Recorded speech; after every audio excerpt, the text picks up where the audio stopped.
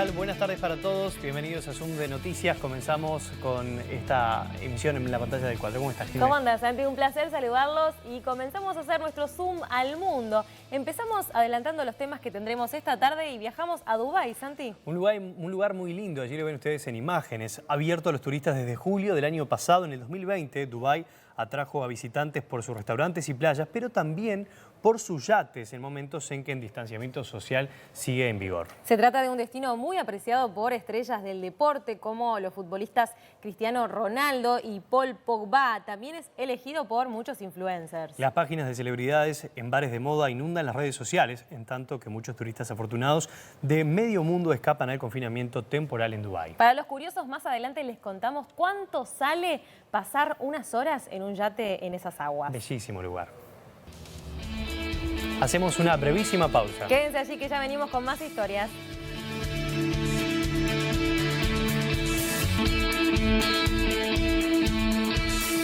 Seguimos viajando por el mundo en Zoom de Noticias y vamos a hablar de los Juegos Olímpicos que ya se están palpitando. Hablamos de los Juegos Olímpicos de verano, en este caso, y de los Paralímpicos que serán en Tokio y tendrán 339 eventos que sucederán en 42 sedes diferentes de competencias. Pero vamos a conocer precisamente cuáles son estas sedes.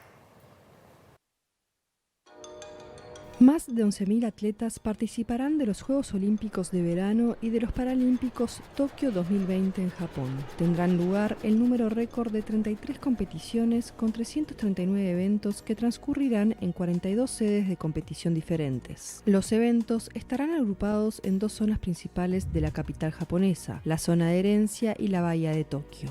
Las ceremonias de apertura y cierre se desarrollarán en el Estadio Olímpico con una capacidad para 68.000 personas, pero debido a la pandemia de COVID-19 no se sabe aún cuántos espectadores tendrán derecho a asistir. En ese sitio se realizarán las pruebas de atletismo y los partidos de fútbol. Los deportes ecuestres, el judo, el karate, nuevo deporte olímpico, el tenis de mesa, el handball, el ciclismo de ruta, la halterofilia, así como el bádminton, se desarrollarán en la zona de herencia. Las competiciones de natación, salto de trampolín y natación artística se realizarán en el nuevo centro acuático de la bahía de Tokio. La competencia de natación en aguas abiertas y el triatlón se desarrollarán sobre la isla artificial Odaiba. El voleibol de playa, el básquetbol, la escalada deportiva, otro nuevo deporte, el BMX, el tenis, la gimnasia, tiro con arco, canotaje y el remo también se realizarán en esta bahía. La maratón se desarrollará en Sapporo, al norte, donde la temperatura es más fresca. Los partidos de fútbol tendrán lugar en todo el país: Tokio, Kashima, Saitama, Miyagi, Sendai y Yokohama.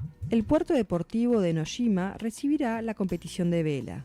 Hay otros 3 nuevos deportes que se convertirán en olímpicos: el béisbol softball, el surf y el skateboard. Esta será la segunda vez que Japón celebra los Juegos de verano después de los de 1964. Aplazados un año debido a la pandemia de coronavirus, los Juegos se desarrollarán del 23 de julio al 8 de agosto de 2021 y los Paralímpicos del 24 de agosto al 5 de septiembre del mismo año. Mañana miércoles 16 de junio se va a realizar una importante reunión en Ginebra que participarán el presidente de Estados Unidos, Joe Biden, y Vladimir Putin, presidente de Rusia. Esto le sigue a la reunión que tuvo con los líderes de la OTAN en Bruselas, donde el tema de Rusia y las acciones a seguir fue uno de los temas de la agenda.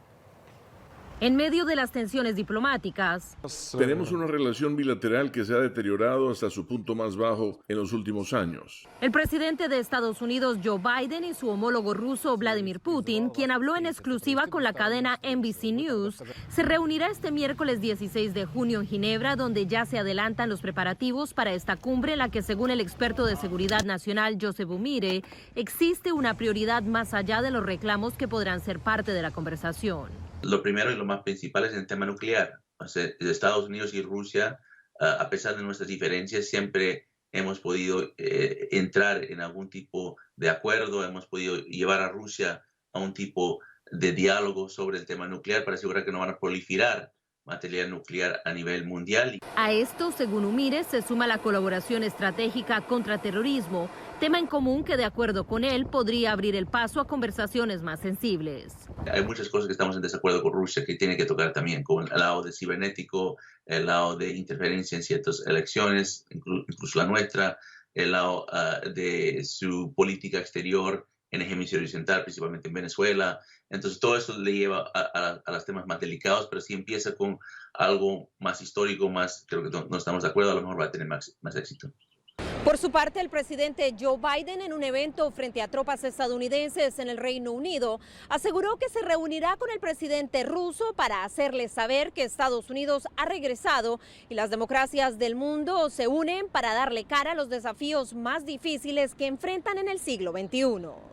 No hay garantía de que yo pueda cambiar el comportamiento de una persona o el comportamiento de su país. Los autócratas tienen un poder enorme, no tienen que responder al público. Y el hecho puede muy bien ser que si respondo de manera amable, que lo haré, no lo voy a convencer y él seguirá actuando de la misma manera. Aún así, Biden agregó: Hay muchas cosas que están pasando en las que podemos trabajar juntos. Algo que se sabrá tras su reunión cara a cara.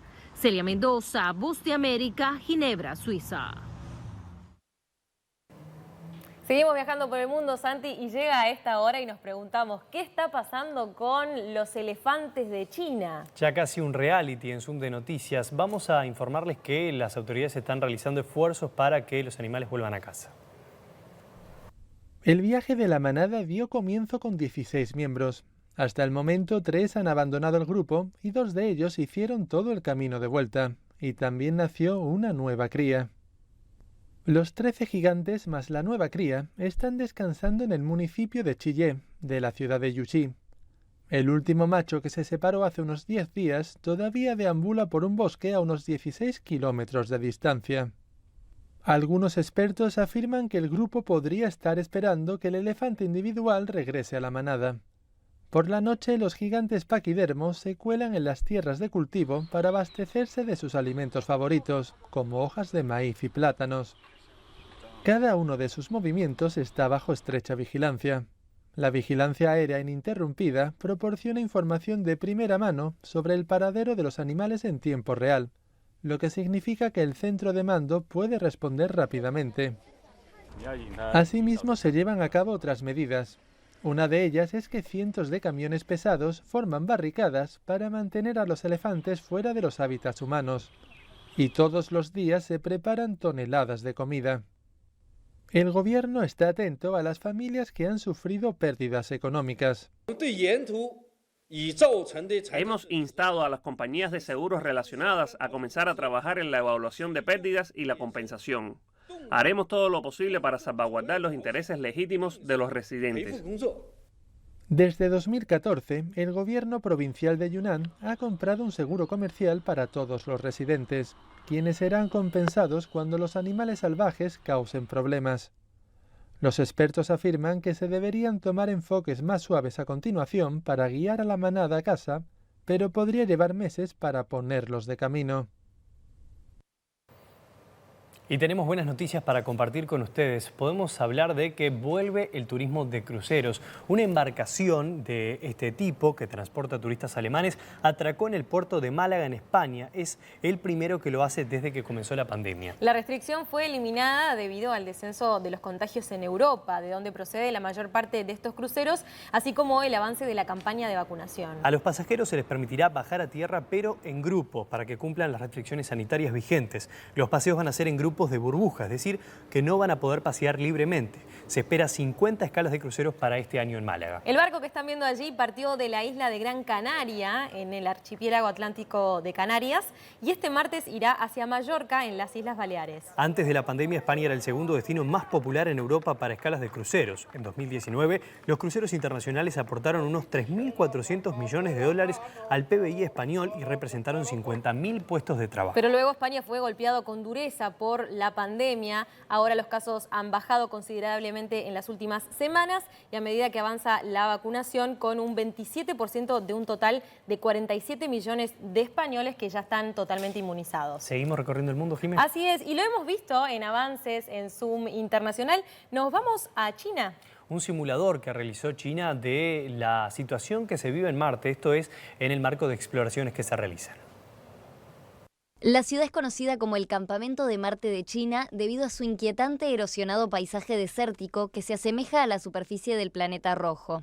El área de roca roja de la zona ha sido apodada el lugar más marciano de la Tierra, ya que los expertos afirmaron que el paisaje, las rocas, la arena e incluso las temperaturas son similares a las del planeta rojo.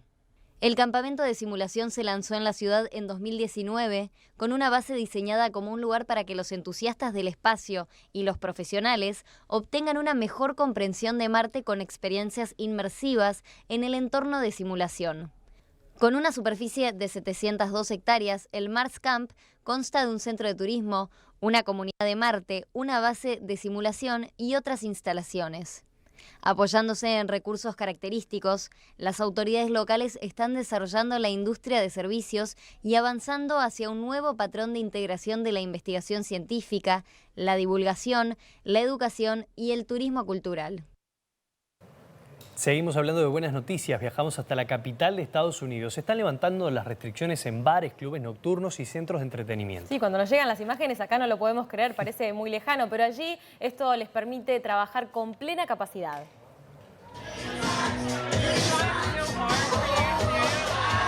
Washington D.C. levantó este viernes el resto de las restricciones por COVID-19 que se mantenían en la ciudad, particularmente aquellas relacionadas con los establecimientos de entretenimiento y de vida nocturna.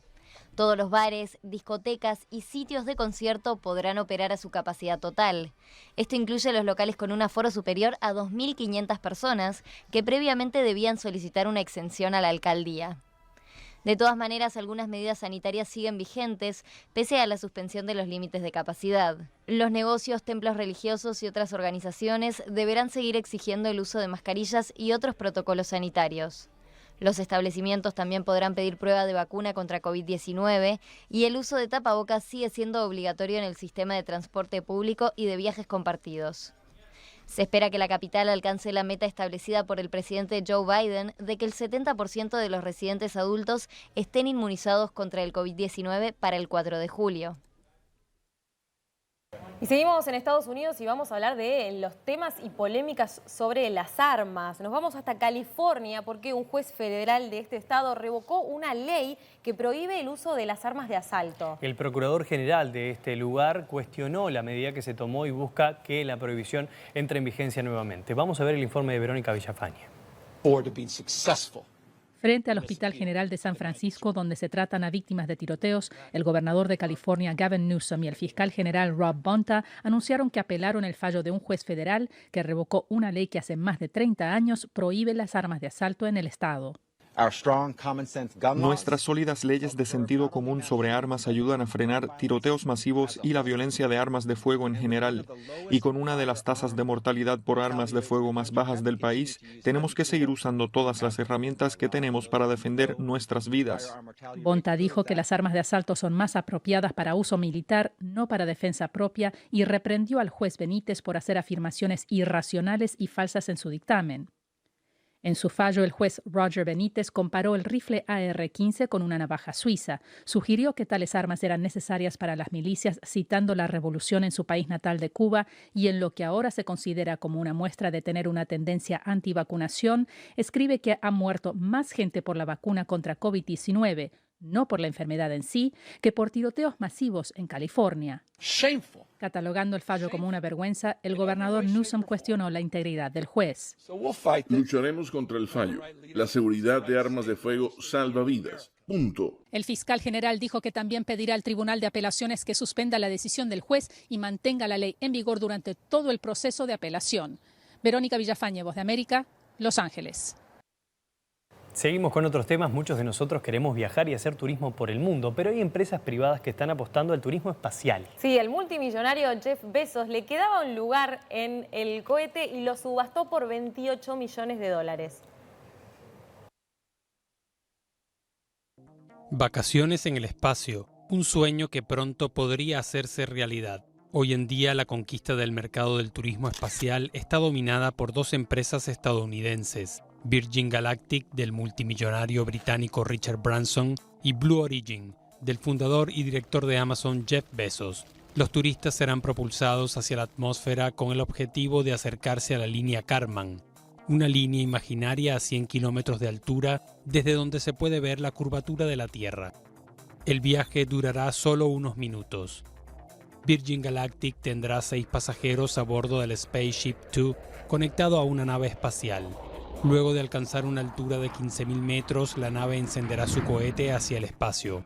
Los pasajeros podrán flotar en gravedad cero antes de regresar al puerto espacial de Virgin en el desierto de Mojave, en Nuevo México. El precio del boleto es de $250.000. Blue Origin ha desarrollado The New Shepard, un cohete tradicional que lleva una cápsula con capacidad para 6 pasajeros. Tras el lanzamiento, la cápsula se separa y continúa su viaje, mientras el cohete regresa a la Tierra. Los pasajeros pueden levantarse y disfrutar de la vista a través de grandes ventanas. SpaceX y Boeing podrían transportar turistas a partir de 2020 para compensar la inversión de sus misiones con la NASA. La empresa estadounidense Orion Span planea colocar un hotel de lujo en el espacio a partir de 2022. Continuamos desarrollando la información y aquí en Zoom nos gusta compartir estas iniciativas que trabajan por el medio ambiente y les mostraremos estas velas inflables que fueron fabricadas para barcos con el fin de reducir la contaminación. Las velas náuticas pueden ser utilizadas en veleros pequeños o en grandes cargueros.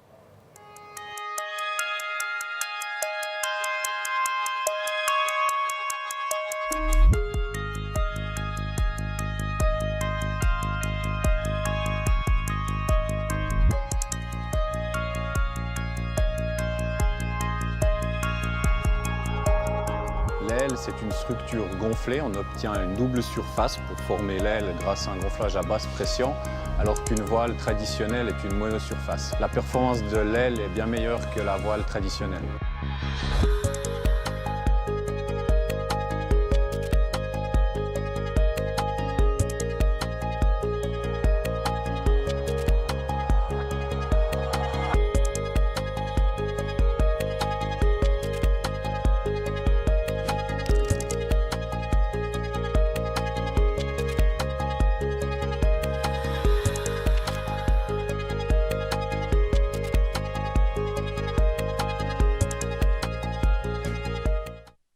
Y al principio conocíamos muy poco del coronavirus, pero han avanzado las investigaciones y científicos de España trabajaron en el análisis de la leche materna de embarazadas con coronavirus o que ya tienen las 2 dosis de la vacuna. Sí, según los estudios realizados, la leche le transmitiría a los recién nacidos anticuerpos. Los estudios se enmarcan en la iniciativa Milk Corona, desarrollada por el Consejo Superior de Investigaciones Científicas y el Hospital Clínico Universitario de Valencia. En el primero de ellos, sobre lactantes infectadas con el COVID-19, se encontró que la mayoría de las muestras presentó anticuerpos específicos frente al virus, con una gran variabilidad entre mujeres. Según la investigadora a cargo, no se encontró el ARN del virus y si había presencia de anticuerpos en la mayoría de las mujeres infectadas, sugiriendo que la leche materna es un vehículo de transmisión de anticuerpos. Por ello, los resultados sustentan la importancia de recomendar la lactancia materna de forma sistemática en todos los casos en los que la madre tenga poca o nula sintomatología. En el segundo estudio se analizó la presencia de anticuerpos en 75 mujeres lactantes inmunizadas con 3 tipos de vacunas: Pfizer, Moderna y AstraZeneca. Curiosamente, los niveles de anticuerpos variaron según la vacuna recibida, añadió el comunicado, aunque sin precisar qué versión produjo mayor nivel de inmunidad. El estudio estableció también que la leche de mujeres vacunadas con una dosis y que habían pasado previamente la enfermedad presentaban niveles de anticuerpos equivalentes a mujeres sanas con las 2 dosis. La investigación continúa para estudiar el impacto de las nuevas variantes del coronavirus en los anticuerpos presentes en la leche materna. Y comenzamos a desarrollar más información. El danés Christian Eriksen tranquilizó al mundo del fútbol. Recordamos lo que pasó el fin de semana en la Eurocopa. Publicó la primera foto desde la cama del hospital 3 días después de haber sufrido un paro cardíaco durante el partido Dinamarca-Finlandia. Vamos a conocer esta noticia. Un rostro cansado pero sonriente. El mediocampista danés Christian Eriksen tranquilizó el martes al mundo del fútbol publicando una primera foto desde su cama de hospital, 3 días después de haber sufrido un paro cardíaco durante un partido por la Eurocopa ante Finlandia. El futbolista del Inter dijo que se sentía bien pese a las circunstancias y que todavía tenía que someterse a exámenes en el hospital. Hacia el final del primer tiempo del encuentro del sábado, Eriksen se desplomó sobre el césped. Salvado tras un masaje cardíaco, recuperó la conciencia antes de ser llevado al hospital, donde aún se recupera del susto. Por otro lado, el seleccionador danés denunció que sus jugadores fueron sometidos a presión por parte de la UEFA para reanudar el partido, que terminó con victoria finlandesa por 1-0. En una declaración a la AFP, la UEFA dijo haber tratado el caso con el mayor respeto dado lo sensible de la situación y agregó que solo se decidió reanudar el partido cuando los dos equipos pidieron terminarlo aquella misma tarde. También destacó que sus estatutos imponen a los jugadores un descanso de 48 horas entre los partidos y desmintió categóricamente que alguno de los equipos fuese amenazado con una exclusión. Seguimos viajando y lo adelantábamos hace un ratito. Las restricciones sanitarias en el mundo generaron un reflote en el mercado de yates en Dubái. ¿Cuánto cuesta viajar a este país que no es para cualquiera? Principalmente los que van allí son multimillonarios. Con el regreso del turismo, las escapadas a bordo de estos lujosos barcos en los lagos artificiales se han puesto de moda en estos tiempos de pandemia en el bullicioso Emirato del Golfo. Con un horizonte lleno de rascacielos e islas artificiales, los yates operan al 70% de su capacidad. Las empresas de alquiler han constatado un creciente interés por esta actividad. Las excursiones no son para nada baratas, se pagan hasta $4.850 por navegar durante 3 horas en un barco de 42 metros de eslora, siendo el importe por lo general compartido por los pasajeros a bordo. Dubái, conocida por sus torres gigantescas y alarde de lujo, posee la economía más diversificada del Golfo, región que depende sobre todo del petróleo. El centro financiero, comercial y aeroportuario también ha desarrollado un vasto sector turístico con unos 16 millones de visitantes por año antes de la pandemia. Al tiempo que el país se encuentra entre los más rápidos en comenzar su campaña de vacunación, la afluencia de turistas desde comienzos del año permitió que varias actividades comerciales volviesen a recuperar su nivel previo a la crisis sanitaria. Sin embargo, las medidas barrera, como el uso de mascarilla o una capacidad restringida en los barcos, continúan siendo aplicadas. Algunos grupos han sido detenidos por violar las reglas y se les fueron impuestas fuertes multas. 18:54 y antes de despedirnos vamos a hablar, Santi, de la vacuna Novavax, que ha registrado importantes avances en ensayos clínicos realizados en México y en Estados Unidos. José Pernalete nos informa desde Miami las características de esta vacuna. Lo dejamos con esta información y nos reencontramos mañana en Zoom de Noticias. 18:30 en la pantalla de Canal 4. Vivo para vos. Otra arma se suma a la guerra contra el coronavirus. Novavax ha informado que su fórmula de vacuna de 2 dosis, además de transportarse y distribuirse fácilmente, tiene una eficacia de 90.4%. El cual es muy alto, especialmente en un momento en el que circulan muchas variantes. De hecho, la mayoría de variantes circuló durante el ensayo y, lo que es más importante, medimos la eficacia de la vacuna y a los que contrajeron la enfermedad y vimos si tuvieron una enfermedad leve, moderada o grave. Y resulta que no tuvimos casos moderados ni graves en nuestros ensayos de vacunas. Mientras tanto, una corte federal de Texas desestimó la demanda interpuesta por un grupo de 117 empleados del Hospital Metodista de Houston que se negaban a ser vacunados. El tribunal determinó que de ocurrir despidos no serían injustificados. Apoyo su derecho a elegir y ellos no quieren recibir esta vacuna, o al menos quieren esperar hasta que no esté bajo una autorización de emergencia. Y espero que les dejen tener sus trabajos y mantener sus trabajos. Y yo espero que puedan luchar en los tribunales y recuperar sus trabajos. De acuerdo a los Centros para el Control y Prevención de Enfermedades, en Estados Unidos se han colocado más de 309 millones de vacunas. José Pernalete, Voz de América, Miami.